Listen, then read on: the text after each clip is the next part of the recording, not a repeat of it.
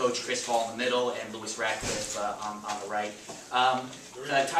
Okay, are we ready? Okay. Tyler, let's start with you. I mean, what an up and down game, an unbelievable second half comeback from the goaltending perspective. You know, how did you feel about the game, and just tell us your thoughts on it. I mean, first off, you got to give credit to Bob Watson. He made some unbelievable saves in the first half, and kind of really set the tone for the game. You know, we got down early, but the way our defense played in the second half was just outstanding. You know, they really allowed us to have a chance to come back and win the game. But you know, a few bounces went the other way, and you know, the result is what it is. Thanks, Tyler. Chris, quite a second half comeback. Can you tell us about, you know, what did you tell the team at halftime to kind of get them to rally? It looked, you know, it was a kind of lopsided first half, and your guys made quite a charge back in the second half. Well, you know, I already thought the first half we didn't do a really good job of getting some loose balls that I thought we had an opportunity to get. And the other thing is we turned the ball over far too much. I think we must have turned the ball over 4 times in a row without getting a shot at goal, and it just killed us. And they would come back, and they were getting second possessions and second shots, and you know, I think the turnovers just killed us. And Bobby made a couple of miraculous saves early, which you know, we had, I don't know, 3 or 4 or 5, 6 maybe. I look at my notes, making chances out of him, and he made some miraculous saves. So, you know, it was his night, and he was full measure for it. But we just said, you know, we got to get the turnovers under control, and we got to get the loose balls a little bit, and we got to try and stop the transition game, because they killed us in the transition game. So did a pretty good job in the second half, but it was still 1 short. Lewis, 3 goals for you tonight in a game where goals were just extremely tough to come by. Just talk a little bit about that second half, especially. It seemed like the Stealth were just on a roll, and then Watson just kind of slammed the door at the end. It seemed some great chances.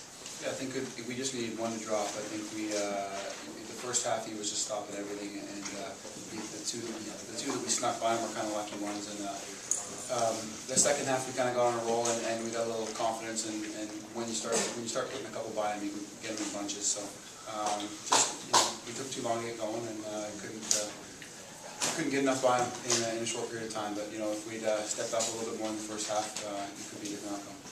Lewis, thanks very much. Again, for those watching at home, welcome to our post-game press conference for our fans watching on the NLL Network. Let's open it up now for questions from our media for our Stealth coach and players.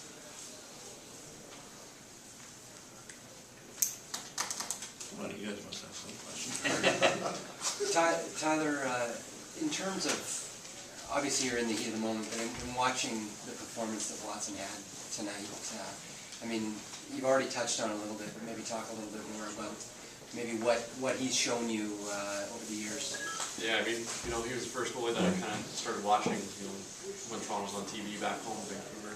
You know, he was the only person you could see on a weekly basis. So, you know, we're about the same size, so I learned quite a few different things from him. You know, way to hold the stick, you know, positioning and that kind of stuff. And, you know, to do what he did tonight at the age of 41, you know, I think I'd be lucky to, you know, have a career as great as he did.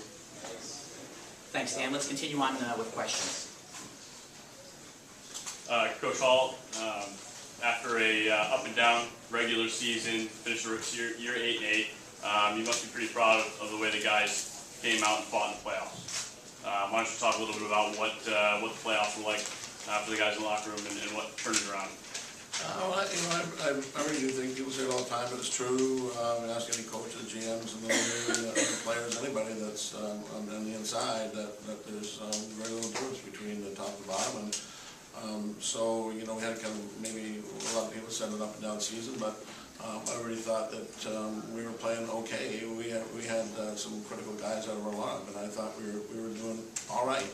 And it was really just you know, trying to begin with the end in mind, as Covey said. It's like we just wanted to try to be healthy come playoff time, and we got healthy at playoff time, and so I think when I knew we were healthy, I knew we had another great shot at it again, and I don't think it really mattered where we were going to play, even though we had to play on the road.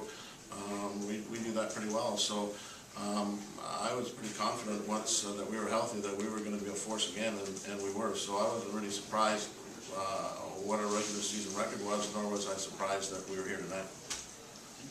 Thanks, Mike. Let's continue on with further questions for our Stealth coach and players. Hey, Lewis, you've now played your former team in 2 championship games, a different outcome each time. Does the way you play maybe change a little bit in a big game against your former team and your former fans like this? No. Really, as soon as the ball drops, you forget all about it. You know, it's fun. It's fun to think about it before the game. It's fun to come to a familiar place, and it's fun to meet up with the guys after the game. But really, it makes absolutely no difference. You know, to be honest, I was only here for a year, so it's not like I'm coming back to a place that I played for 10 years. So really, it's really just another game for me. Thanks very much. Let's continue on with further questions.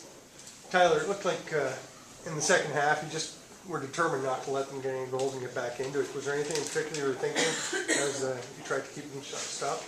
Yeah, at half I said to myself, if you know, I could keep them to 1, it'd give us a chance to win. You know, it may sound funny, but that was the honest truth. I said, you know, I'm gonna have to stand tall and be big in there. You know, we're down 5 goals at half, so you know, my goal was 1, and we kept it to 1, and you know, we just came up short.